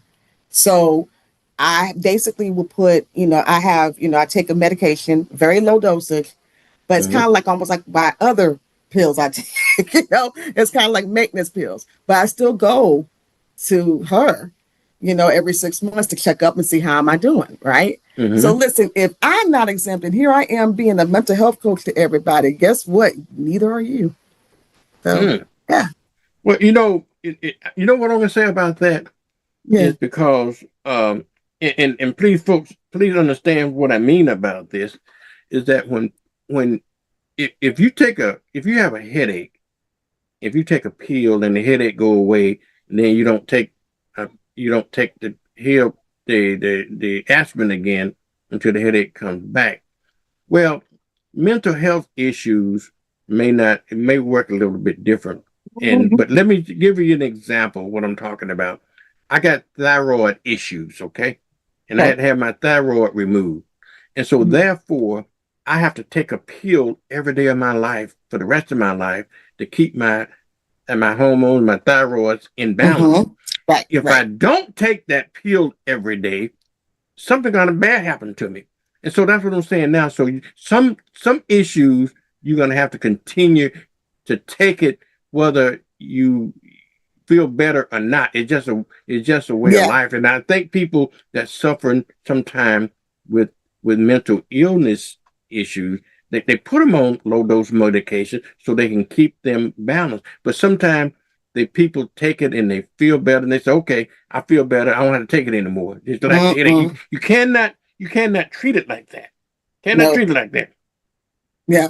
There has to be a consistency of that chemical in your bloodstream. And I think that's what, and some of those medications are time released, okay, like extended release. I'll give you an example of that. At one time, I had ADHD symptoms, and I was on a medication that was extended release throughout the day. So the way that it would kick in is that it would slowly pick up and stimulate my brain, right? So that was over a period of a day, over so many hours. And, and I've had people say, well, I'm not taking this medication that got me on because I didn't like the way it made me feel. I said, okay, that's fine. I understand that. But the reason why you're feeling the way you're feeling is because it's trying to get your mind, your chemicals in your brain to balance right now. So it's not going to feel good right at the beginning. However, if after maybe after a month or so, if you see that it's not improving, then that's when you go back to your doctor and say, let's work on this medication management and let's figure out a mix of the right dosage that will balance things out. And sometimes, I'll be honest, it's kind of trial and error with that. But eventually, most people who are like in my position and others find a healthy balance that works.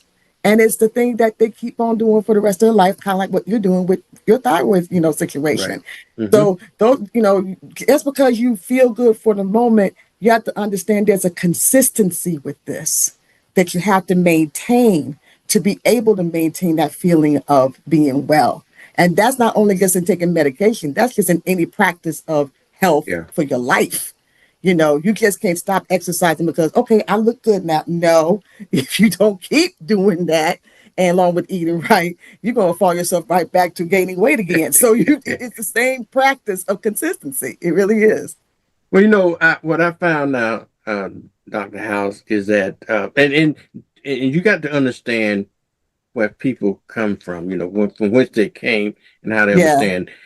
What I was told one time that even though if you're feeling this way, which may not be the norm, okay, and then if I give you medication to keep and put you into the norm, but the norm to them is not how they normally feel, so they think the norm is not normal, and so they want to get back to the original state. Okay, they want to get back to the original state, and so, but that's why we got people like you, Dr. House. So if you're suffering from any type of mental issues, seek help. Forget about the stigma. Talk to somebody. We got mental health coaches and counselors and mental health professionals there for you because it certainly is an issue. Dr. House, I thank you for coming on this morning. Thank you. And folks, if you need any assistance and need any help, make sure you contact Dr. House. Dr. House, give me your number again. Oh, it's 850-529-3307. And then, of course, my website is beaconofhopechampions.org. And if you don't mind giving me just one quick minute, I want to make the announcement that I made last night on the No More Silence broadcast, which is I am the Director of Programs for National Alliance of Mental Illness, Elmer Coast, covering Escambia, Santa Rosa, and Okaloosa, Walton counties. We are getting ready to have an event next month, our third annual Gathering of Healing, where we're going to focus on mental health and how it impacts the communities of color, specifically Black and African ancestry. That's going to be on Saturday, July 11th. 2026 from 10 a.m. to 12 p.m. My special guests are going to be Dr. Vanessa Phillips from the Escambia County Health Department and Dan Raheem Pfeiffer, who is a clinical therapist with 20 years of experience working with at-risk youth. He will be there as well. We are going to have vendors from Lakeview Health and Hope Clinic, Survivor-Led Solutions, several others, and we're just going to have that conversation. And then also we're going to honor Dr. Irvin Williams, who was a well-known mental health professional in the area who's recently gone on from this life. And we're going to present an award to Lakeview Center for their continued partnership with NAMI, with our efforts. So go on my website, or you can go on my Facebook page and see the cover photo, and you can register for free. And we would love to see you all there. All right, Dr. House, thank you so much. We appreciate You're you. welcome. Okay? All right, you have a good one. Bye. All right now, y'all.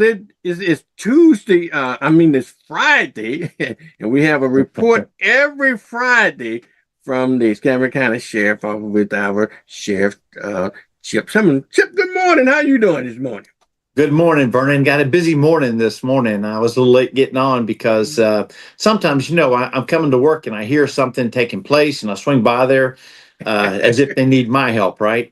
But I think it's part of the quality control, kind of seeing how we're doing, listening to the radio, and looking for better ways to serve the public. So I appreciate you having me on, and I appreciate the opportunity to serve. Yeah, you've been having a pretty busy week, huh? Well, we have a couple things. There was a body found yesterday. In fact, yesterday I was going to work and I swung by to take a look at that and offer my assistance. There's no signs of foul play in that particular situation, but we're going to wait. Obviously, the body was found in what we call an advanced stage of decomposition, and so we are referring obviously that to the medical examiner's office, and then they will give us a cause of death. But as I mentioned before, there's no outward signs of foul play, but we want to make sure we cross all of our T's and dot all of our I's. And so people would have seen that report. I just want to make mention that, again, no obvious signs of foul play, but we're going to wait until the investigation is complete to make that final determination. And to your point, how busy we are, we haven't put it all out yet, but we've done a couple search warrants. Our narcotics unit has, and seized some drugs and arrested some people. So they continue to do a really good job with prioritizing fentanyl and the dealing with the opioid epidemic. Wow. I noticed that they had a couple of the. I don't understand this. We talk about this every week, and in these crimes that you would think criminals ought to learn, but okay, allegedly, okay, but the incident about the dispensary and the doctor's dispensary pills. I know that we done reported on this 4 or 5 times this year for different locations. Don't people learn about that? Are they think they're just not going to get caught? What happens with this? Sometimes in my line of work, you just shake your head at what people are thinking, and the thought here is that a physician, someone that's able to write prescriptions, they're an educated individual, right? They know the rules, and they also know that there are strict guidelines with regards to the prescriptions that they write. In the past, before the opioid epidemic, they were writing a lot more pills for, let's just say, Lortab or OxyContin, and now there's a lot more guidelines, a lot more strict, stringent policies regarding how much they can give. So, to your point, they know this. They have read the newspaper. They have read. I guess I'm aging myself. Read newspaper, but they've seen online. We've made several arrests. We've partnered with DEA on a number of cases, and yet, to your point, they still do it. What are you thinking?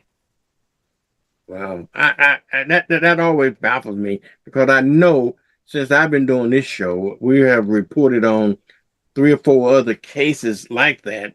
But it is what it is on that. What do we got coming up for the? I know you're going to be pretty busy for the 4th of July weekend. There's any precautionary? Yeah, well, there are certain times when we kind of restrict the leave that we allow our deputies to have, and we also make use of some of the grants that we have for overtime, not just for drug investigations as we just spoke of, but also just to be in the area as a presence. So one of those days is the 4th of July holiday. We're already fielding calls about fireworks, and quite frankly, people are already complaining about fireworks before the event even starts. They're proactively complaining, and so we're getting some messages that, hey, what if a firework comes into my yard from someone else's yard? What if they light fireworks on the 3rd instead of the 4th? And we're just like, if you feel like there's a crime being committed, give us a call. If it is a noise, loud, you're complaining because the 4th of July is going to be loud. There's not a whole lot we're going to be able to do about that. There's still a noise ordinance in in Escambia County. So the thought there is the fireworks should be finished long before, I guess 11 o'clock, whenever time the ordinance kind of kicks in. But even then, it's it's not one of those high priority calls that we go on, because on the 4th of July, we'll be going to a number of calls regarding individuals that are probably drinking too much. There's some disturbances. We'll be prioritizing those calls. Yeah. Now I know you got to go. One other thing I just want to speak to you about. I know you had to relieve one of your own members this week about some issues, but that just goes to show you that the integrity into the office itself, that regardless of what happened, you will not accept people breaking the law, and that's unfortunate.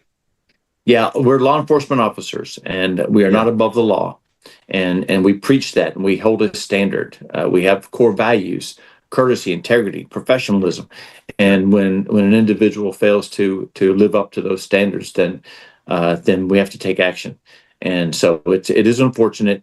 I will tell people that she was involved heavily, and she's really done a great job with regards to what she does at the office, and working with our own mental health. I know that you had a lady on earlier, Dr. House, and she has been the coordinator of our mental health unit, which is a co-responder unit with Lakeview, and then internally she provided some counseling services for our own employees. But we are transitioning that. We're going to continue. This has no effect on our co-responder unit. They're still out there. They've been out there from the beginning. The internal aspect of things, our employees will still have opportunities, whether it's in our internal EAP program, or we also have arranged where that as part of our insurance plan, that people have someone that they can talk to if they feel like they need to. And also the individuals that are in specialized units here at the sheriff's office, our special victims unit that deals with child predators and that sort of thing. It's mandatory that they talk to someone just to make sure that we're that they are okay, because the things that you see, the things that you hear, the things you experience can stay with you a bit, can linger. And so I just want to make sure everyone understands that while it's going to be a little different, it's not going to affect the availability internal, and it has no effect at all on the external co-responder unit. So yes, that did take place. But that just goes to show you, just same thing when I had this lady on this morning. Mental illness is a serious problem. It's something that we take for granted because we cannot see it. And I know in your business, as much as you go through, much as you see, much you experience, stuff like the finding the kids in the pool and stuff like that, it's so vitally important that you're human too. And I know that the lady that worked for you, been there for a long time, pretty high ranked person, but everybody goes through stuff, okay? And that's what we were trying to convey this morning. If you are having issues, seek some help, talk to somebody, and because this problem of mental illness is a concern, and so seek help in some shape, form, or fashion. Chip, I know you got to go to your meeting, but let me let you wrap it up, okay? Yeah, no, I want to say thank you. I think that with regards to training our law enforcement officers, we go through a crisis intervention training, but in addition to that, we have our ongoing training opportunities in which we train our deputies on how to recognize mental illness. As you said, we have a co-responder unit, which is the first time we've ever had one here at the sheriff's office. And I think the first one, we were one of only 2 programs in the state of Florida like this one, like the one that we have. But we're on the cutting edge, if not a pioneer, in the law enforcement / mental health with regards to a co-responder unit here locally, and they've done a really good job. So we continue to serve in a variety of ways, and we are better than we've ever been. We're more capable than we've ever been, and we're more open than we've ever been. So I want to say thank you for allowing me to do that, to allow me to talk to people. And sometimes I'll say, hey, we could have done better. We had to get we had to allow an officer, a deputy, to go ahead and retire. And we do things, and we talk about things that are great. We talk about things that aren't so great. So I appreciate the opportunity to be open with the public. Yeah, and that's great too because, like I said, we all go through things, and sometimes we all make mistakes, and we all human, and and but I just want to tell everybody out there that if you're going through issues, at least talk to somebody, seek somebody's advice, and they don't get hung up on this stigma of. And I know in your business, Chip, that people that going through things, they probably wouldn't want the department to know because they think it's a stigma. I know you got an EAP program. I hope people take advantage of that without the fear of losing their jobs or anything like that. And that's what I tell people out in the community, even if you get jobs or whatever. If they got programs like an employee assistance program, if you need some help, and hopefully this stuff is confidential anyway, so that It is. you don't have to run the risk of losing your job. Okay. All right, Chip. I know you're looking at your watch. All right, buddy. Hey, I appreciate. Thank you for having me on. Okay, thank you now. All right, buddy. All right, y'all. All right, y'all.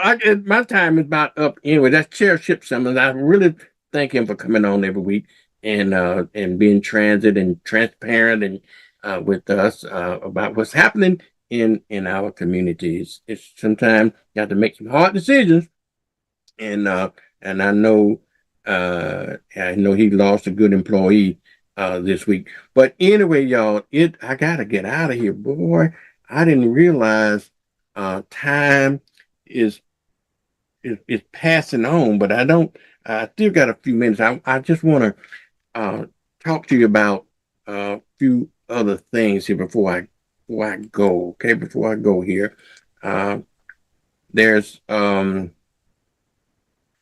was going to try to share with you. We talked about, we added a sports segment in here. Okay, we added a sports segment. I want folks say, well, you don't talk about sports. I'm not a big sports fan, but I got my AI generated sports reporter. I want to tell you about what's going on in sports. Here we go.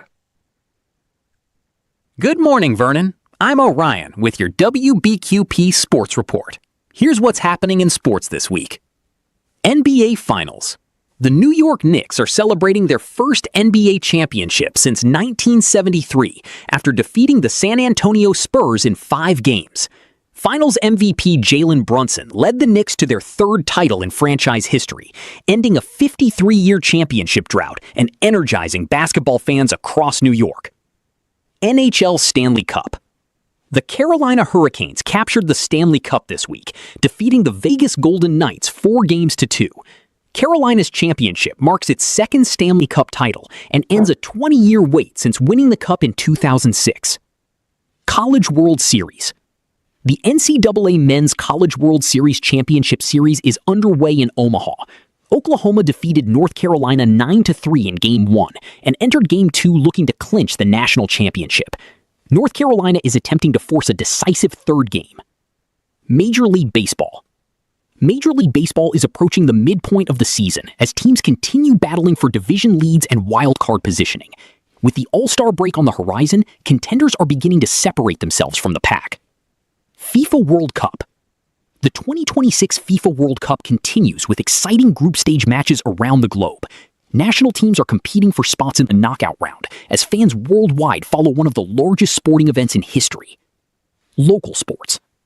Across Northwest Florida and South Alabama, high school athletes are participating in summer football workouts, basketball camps, and conditioning programs in preparation for the upcoming fall sports season. Coaches throughout the region report strong participation and enthusiasm from student athletes. This is Orion with your WBQP Sports Report. Stay connected with WBQP TV 12 and WBQP Radio for the latest local, regional, and national sports coverage. Have a great week, Vernon. Back to you. All right. Thank you, Orion. Y'all, I need to caution you on something. We're talking about the weather. The weather forecast next week is going to get extremely hot, as I understand it. We got a heat wave is moving from west to east, and look like it's gonna. If you've been looking at the news today, yesterday, you'll see that people across the country are experiencing some extreme heat. we are scheduled to get some of that heat next week. I'm talking about in the triple digits next week, okay? And so I said that to say, check on folks, your older folks, folks that may not have air conditioning fans, now's the time to check on these people to make sure that people are gonna survive this heat. It's gonna be lingering for 2 or 3 days this week. Heat can kill, okay? Heat can kill, trust me.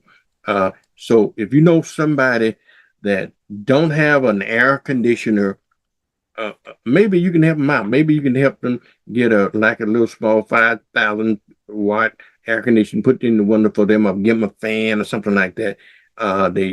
Particularly the elderly folks, and then you need to check on them this week as well. Okay, check on them because we want to make sure that everybody go through this experience safe. It is the weekend, and hopefully that everybody have a great weekend. Don't forget, if you go out there on that beach, because of the different kind of weather that we've been having, they've been having an awful lot of issue with rip current out there, and so you can get caught up in the undertones of the rip current, stuff like that. So please be safe out on the beach. Not to even mention sharks out there as well. Okay, he might want to have lunch with you, so you don't want to get out there in that either. Also, that these hurricanes. There's a earthquake. Several earthquakes have been going on lately, and one that hit Venezuela last night. 2 of them back to back, and they expect tens of thousands of people to be lost in that earthquake. So that is certainly a very serious matter. We had an earthquake off of California just recently this week. So a lot of things going on in and around our world. But I got to get out of here. But I want you to try to enjoy your safe weekend. We got the 4th of July coming up, okay? And your 4th of July celebration on next weekend. And so be careful with fireworks, okay? I know you go to Alabama, we don't legally sell certain kind of fireworks in Florida. I know y'all sneak over to Alabama and get all these kinds of fireworks. And also neighbors, be patient, if you will, because people are going to shoot off those fireworks and they're going to cause noise, and you might get upset because of the noise, but try to endure. Folks, if you are one of the people that like to shoot off fireworks, please be careful, because the ambers of those fireworks can get into other people's property or drop into other people's property. It could cause fires. I'm hopefully that the weather the conditions are not too dry that it can cause some fires and stuff like that. But just precautionary stuff, y'all, that you need to know and that you need to consider when you're out there. Okay. Next week, y'all, I still got a segment of African American news that I'm going to start, and I got several reports that I needed to do, but I got to find a time to squeeze in the African American news report. So we're going to be adding that to our program. I'm talking about news that affecting us across the country. Okay. All right, y'all. My time is up. I would hear Minister Jones on the old Path show used to say all the time, my time is far spent. And so, but just know, I want you to have a great weekend. We'll be back on Monday, y'all, with another great show of Vernon in the morning. And I want y'all to tell everybody about the show, okay? And on how to get the show and how to get WBQP TV. WBQP has some great program lined up for you. I want you to stay tuned to it. You can get it in different sundries and many different ways. And but I gotta go, y'all. I love you with a perfect love, as Omar would say. And as the comedian George Wallace said, there ain't nothing you can do about it. And the Blues Hound would say, use the only one I love. And don't forget to tune in tomorrow at 10 a.m. for the Blues Hound Show. I love y'all. See you next week. Have a great weekend. It's time for Mornings with Vernon. Yeah. Yeah. Get up now. Come on now.